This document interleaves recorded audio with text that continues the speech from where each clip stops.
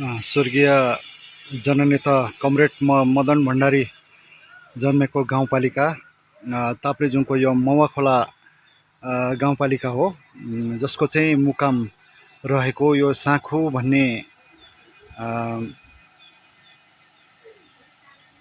ठाउँ हो।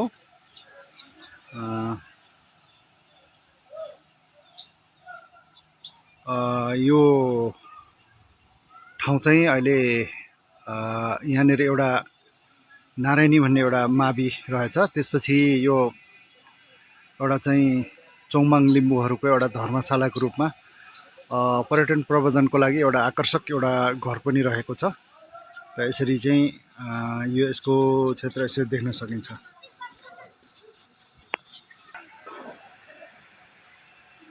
सधैँ चाहिँ रमणीय यो चाहिँ समुद्र सतहदेखि यो करिब 1700 मिटरको उचाइमा रहेको यो क्षेत्र। यहाँ माथि लेक चाहिँ 3600 देखि 4000 मिटरसम्मको उचाइको लेक छ, जहाँ चाहिँ चौरी फार्म, चौरी पालन, याक पाल्ने किसानहरू पनि पाउन सकिन्छ। त्यसपछि यो पालिकाको एउटा गौरवको आयोजना भनेको चाहिँ रेनबो ट्राउट फर्म देखिन्छ। यहाँ चाहिँ रेनबो ट्राउटमा पनि लगानी भएको छ। यो पालिकामा चाहिँ पर्यटन प्रवर्धनको लागि आउने व्यक्तिहरूले चाहिँ रेनबो ट्राउट माछा समातेर खान पनि सकिन्छ।